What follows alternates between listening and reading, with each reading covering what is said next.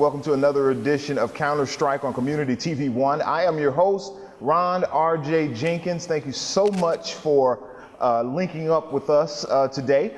We are very proud to be here, and we want to make sure that we're giving the Southwest Florida community all the information it needs that's going to keep us productive, that's going to keep us motivated and informed.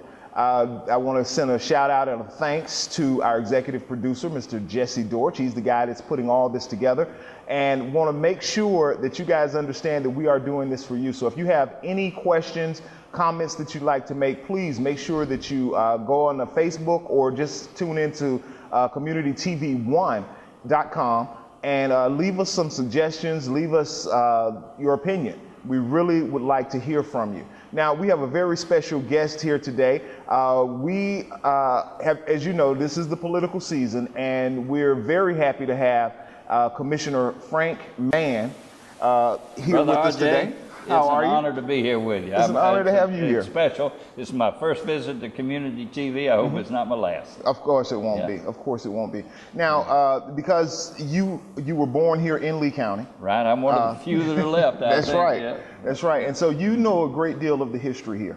Now, I have to ask you this, because coming up in Lee County, and you came up during a segregated time. Amen. Right. Yep. Was there a time when you had what may be considered to be a racist mindset? Myself? Yes, sir.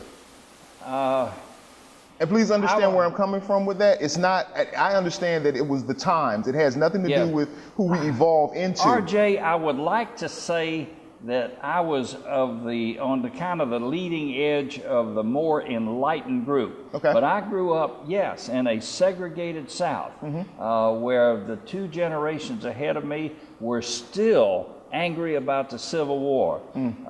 They were all Democrats in the South, right, because Abraham Lincoln was Republican, right, and that hate lingered for many, many years.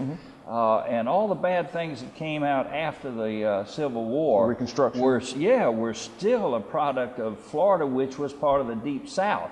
That was before we had all the Midwest Republicans move in here, and so much in-migration from the northern states. But in the days when I was growing up, I was born in 1941. Okay. This was still Florida, Alabama, Mississippi, Georgia, Louisiana. We were all the old South. It was very segregated.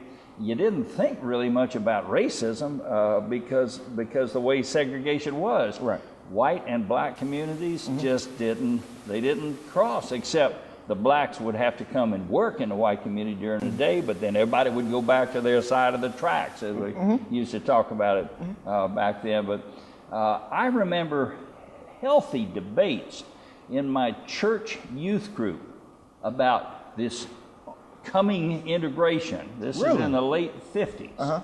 And we would have kids in our church that said, well, no, you know, they'd be quoting the Bible like their daddies and their granddaddies would say, that it was meant to be that the races would be different, and others would say, no, that's not what the Bible says. I remember those debates vividly, and I can even remember the faces and the names of some of the kids and which side they were on. And I remember that I got a lot of criticism for saying, I think we need to think about integration. I think, you know, in fairness, that sort of thing. Right. And you will remember that it was 1954 was the very important United States Supreme Court decision, Brown versus Board of Education. And that's when officially school segregation stopped. Right. But it was, 15, 20 years later before it finally arrived in Fort Myers. Right. And this is an interesting part of history. My wife was a school teacher at Fort Myers High School when the first integration occurred. Wow. And she remembers that day vividly, and I do too. It was very frightening. We had the police department all around Fort Myers High. They had guard dogs, the German police dogs out there.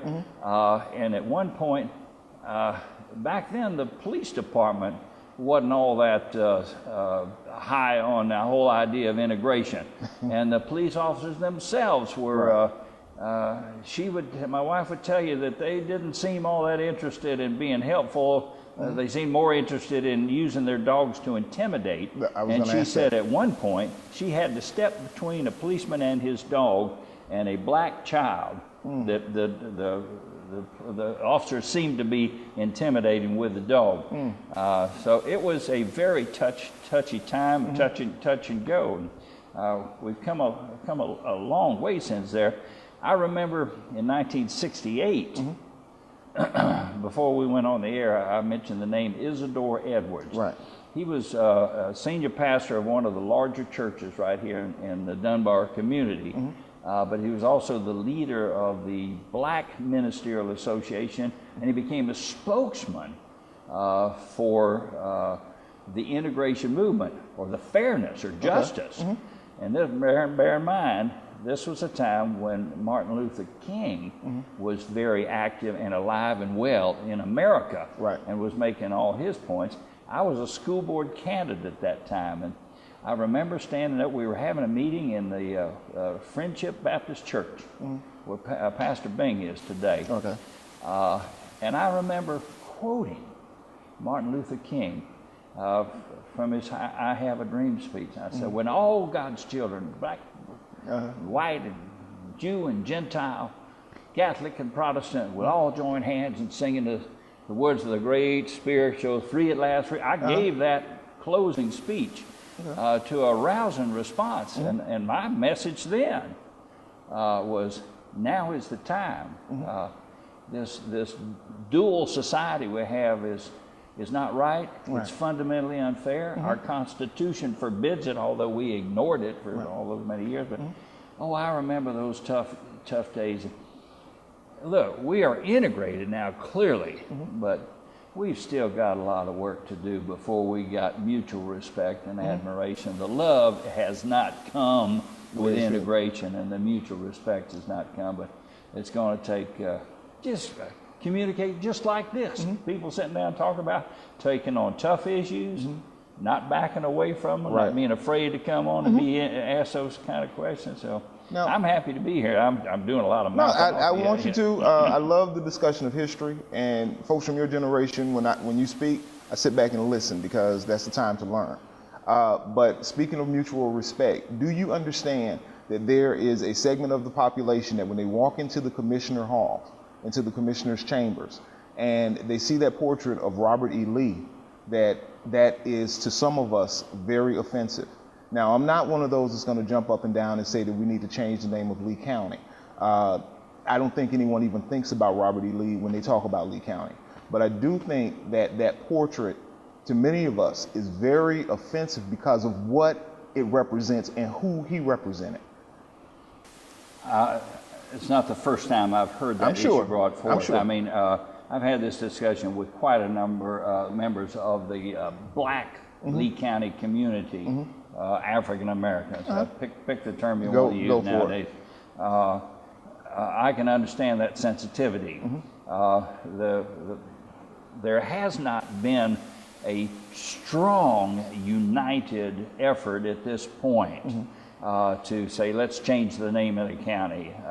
And if you're gonna take the picture down of Robert E. Lee, that would be a symbolic gesture. The county would still be named Robert E. Lee County. Right, but even doing that, do you understand how that would be a symbol of, okay, we do get it, that Robert E. Lee, to many of us, was not a hero. Now, again, right now, especially saying that we're going to change the name of the county is asinine. That's just my opinion. And this is an opinion show, so we want your opinion.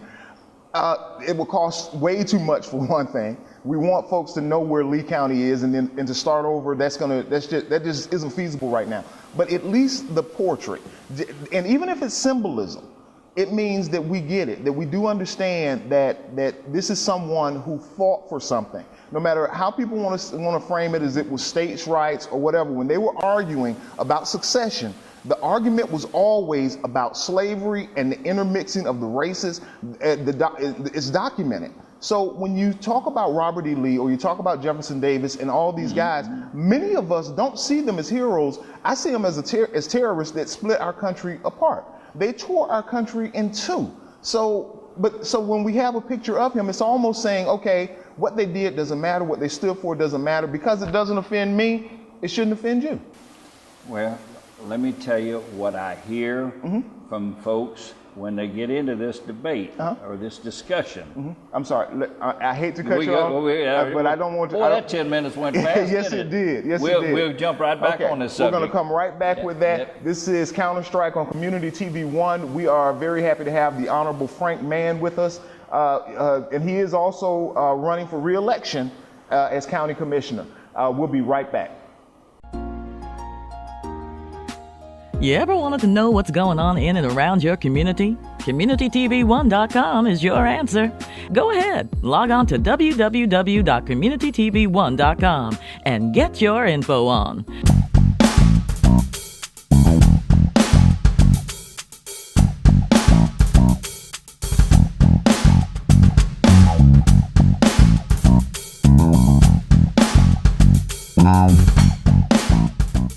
And welcome back to Counter Strike on Community TV 1. I am your host, Ron R.J. Jenkins, and we have a very special guest, Commissioner Frank Mann, with us. Now, we were talking about the portrait of Robert E. Lee.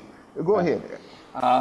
What I was going to say, what I hear folks saying in defense of Robert hanging up there is that, in fact, in reality, or what at least they try to think they remember it accurately this way, there was two Robert E. Lees. There was one who was the famous general. He wasn't the policy maker, but he did lead the Southern armies in an attempt to break away. And there's no question that slavery was at the base of all that. When the war was over and he gave up his sword, he never went into retirement. He went to be the president of what today is a fine university. And what these folks have said is there was a reborn, as it were, Robert E. Lee, and he finished his life on an altogether different plane than the one he was best remembered for as the leader of the Southern armies at that time. And also, there's a ripple effect here, and maybe that ripple effect needs to be started someday, and maybe now we might start it right here. But Jackson, governor of Florida, president of the United States of America, slaughtered Indians by the thousands. There's great resentment in the Native American community about there's a Jackson, Mississippi, Jackson County, Florida, Jackson everywhere, Jacksonville, Florida, and on it goes. We've got a lot of folks named for counties and cities whose reputation, if you really put the magnifying glass on them, that's, you're going to have a lot of explaining. I agree with you, especially about Jackson. He went overboard, especially when it came to African Americans, because it was thought that he was part African American, and he tried very hard to prove that he wasn't. So he had a lot of issues, and I agree with you. But I want you to understand, it's not so much changing the names, the changing of the names. It's the putting up the picture that when I walk in there, I want to know that this is also my chamber, that you do understand that even if you have Lee County commissioners written across the board, that portrait of this person, and he's seen as a hero to some, I don't see where, and I'm not going to go deep into what he was, but I don't understand why there's no appreciation for the viewpoint. Sharing with you was what I've heard on this exact debate, and I've had this debate with my two friends, the Willies, Greens and Battles. Anthony Thomas and I have kicked this around, and we've done it in a spirit of mutual respect and trying to say, what is the long-term solution? How do we get there? That debate still goes on. And you may see some changes. I don't know. But I don't want the name changed. I just want the picture down. That's my opinion. And you'll get folks who'll say, if you're just going to take the picture down, you've done a symbolic thing and it didn't really mean anything. And that was the easy part. So I don't know. But there are people who say that if we apologize for slavery, if America says that a lot of decisions that were made were wrong, that's just symbolic also. But I'm sorry goes a long way towards healing. And I think that admission that maybe it's hurtful to some people, I think that will go a long way also. But I appreciate you bringing the issue up, and I'm glad to talk about it here or anywhere. Okay, I appreciate that, and I appreciate your candor. I honestly do. Okay, how do you feel that you have evolved? As you said, it was segregated at one point, and to be integrated had to take some adjustment. So how were you able to evolve? What was the mindset that helped you to change, if there was much of a change needed? What helped you to change? What impacted you? I was just a product of the times, RJ. When I went away to college, came back, was lucky enough to get a degree, but I came back, I ended up being an insurance agent. I sold house insurance, car insurance, and one of the things I did different from the other agents in town, while I'm trying to get ahead as a youngster, with no business, trying to grow a little business, I would work Saturdays. My other competitors, they'd work Monday through Friday, 5 o'clock, they'd be home. Saturday, they're playing golf, they're out in their boat. I was downtown on Main Street with my door open to largely African Americans who would come in, because they worked all week long, and some only time they could get in would be on a Saturday morning. So my doors, as a young businessman coming along, were always open to the black community. And to me, I said, these are friends and customers. So I was just a product of the time. There were people that would get black faces and hire them and put them in the black community. Right. And then, sell the insurance to them or sell whatever else they could to them. Everybody that would come in my door, I was proud to have them. And I never felt myself evolving. I had never been at the point where, I'm not going to be selling anything to blacks. Everybody was black then, or Negroes. We didn't have African Americans back when I'm talking about early 60s. I got you. So I'm taking myself back into that period. I never discriminated. I never made a point of telling my secretaries, now if the black guy comes in, give him a high quote. We don't want to have to deal with those folks. Right. That was never our policy. Ours was open door, open policy. And when I was early in politics, I can tell you, I was so proud of the reputation I had seemed to gain in the Dunbar community, because when the Dunbar polling precincts would come in after election, this is when I was a young legislator, I would get 98% of the vote. You ever wanted to know what's going on in and around your community? CommunityTV1.com is your answer. Go ahead, log on to www.communitytv1.com and get your info on.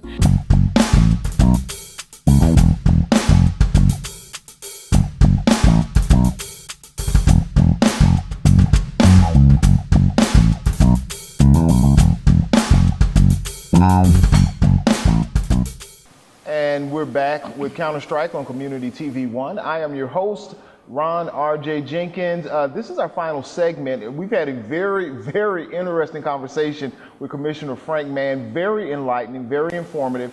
And now we're going to talk about jobs. Now, your opponent in this coming race has said that he's pro-casino. He's very much pro-casino. And he says that it will create many, many jobs.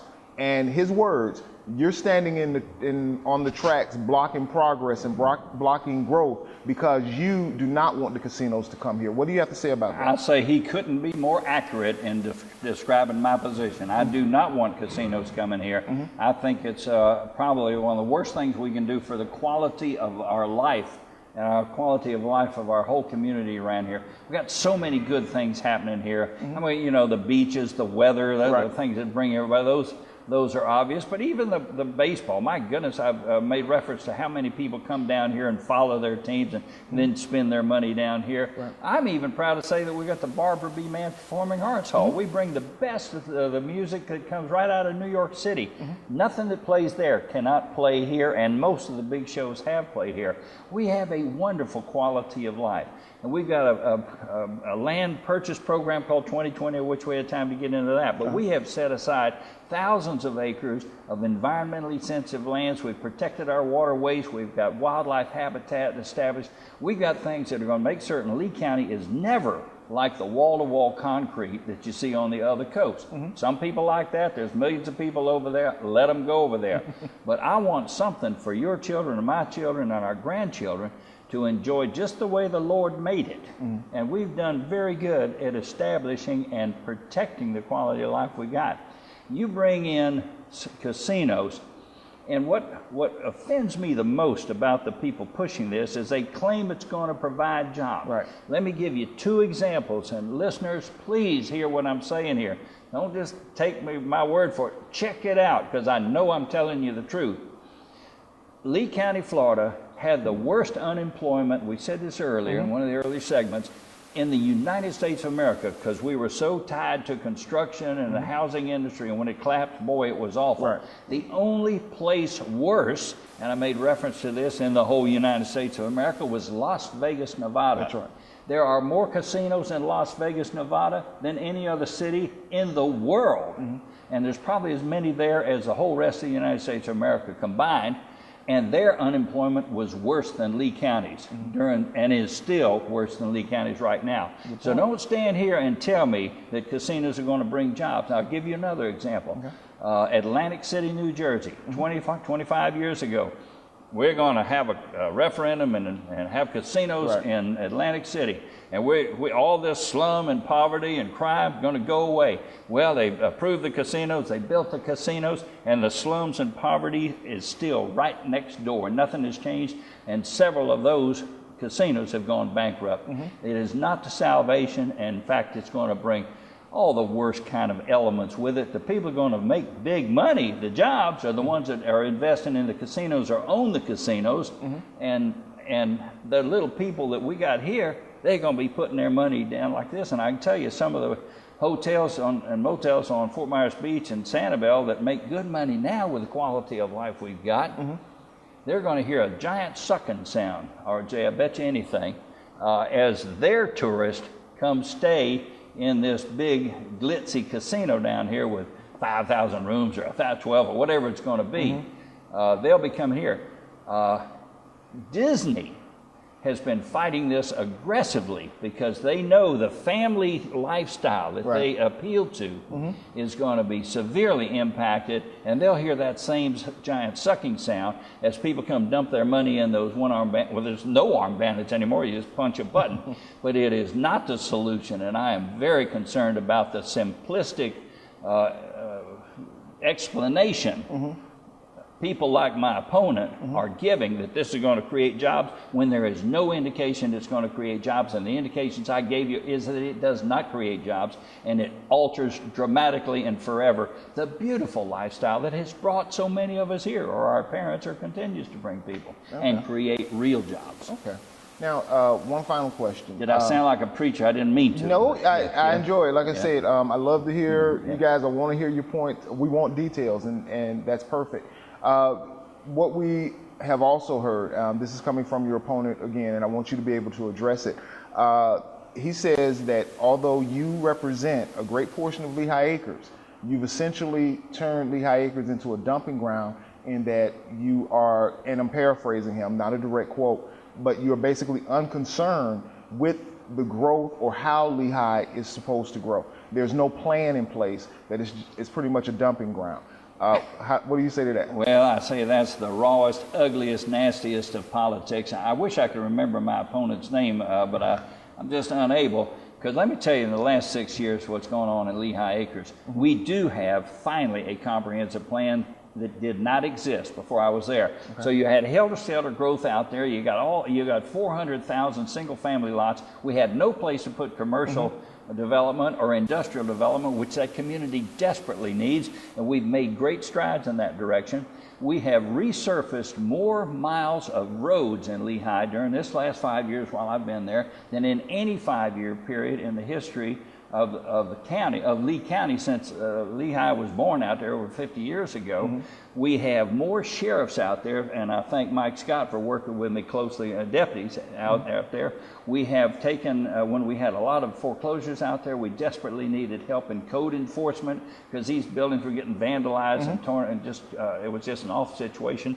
We had 5 code enforcement officers out there full time. Today we have 9. We have done more in Lehigh in this last 5-year period, while I have been honored to serve them, than any 5-year period in the history. And we did it during a terrible recession when my revenue was half what it had been 5 years early.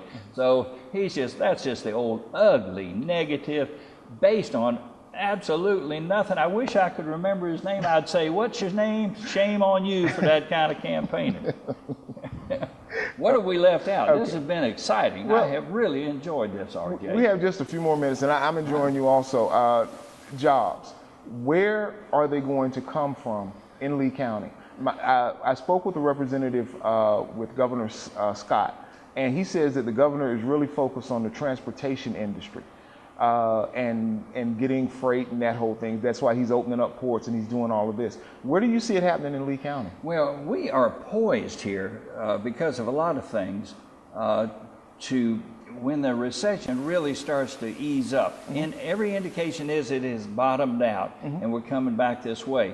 But we, for instance, in one part of Lee County here, everybody knows about it, we have a university, mm-hmm. we have a major airport, major international airport, mm-hmm. And we have the interstate I-75 that runs up and down there. Mm-hmm.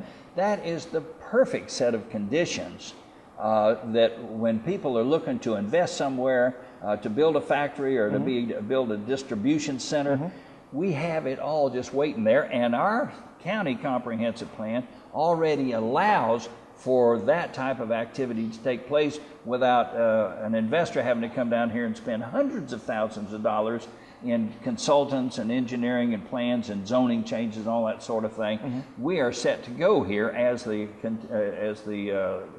recession continues to ease off. Mm-hmm. And we have inexpensive housing largely in Lehigh Acres, mm-hmm. in a great proximity to that. And we have brand new roads right now, expanded roads, Colonial Boulevard that is a direct route into Lehigh, mm-hmm. is additional 2 lanes. We're just finishing up. Mm-hmm. 82, the extension of MLK, mm-hmm. we've just made that, so our transportation is better. By spending some of that stimulus money that Lee County invested, mm-hmm. in partnerships with this, with the city of Fort Myers and with the state of Florida, mm-hmm. we have made great strides now. We are really well poised to be able to be the big springback county. Okay. Those jobs are out there. It collapsed like this. Mm-hmm. For sure, it's going to come back slower. We're not going to see that. But there are strong indications in real estate sales and housing markets and buying and selling, that sort of mm-hmm. thing, that says, yeah, we are poised and ready, and we're already seeing indication that good times are coming back. I'm glad to hear that. Commissioner Frank Mann, thank you so much for joining us here today. Jay, it's been a real pleasure, a joy being with you, and I hope we do another one of these real soon. We definitely will. We definitely will. I am RJ. This is Community TV 1. This is Counter-Strike on Community TV 1. Don't forget, go to communitytv1.com. Make sure you leave your opinion. Check out our videos. Check out our news. Check out our advertisers. And if you'd like to advertise on Community TV 1, please contact us. Go to communitytv1.com and you can contact Jesse, or you can leave a message for myself or any of the other personalities that you see here. Thank you so much for joining us. I'm RJ. This has been Counter-Strike. Thank you. Thanks for watching, my friends.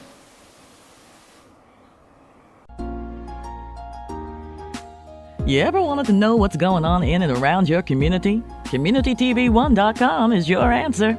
Go ahead, log on to www.communitytv1.com and get your info on.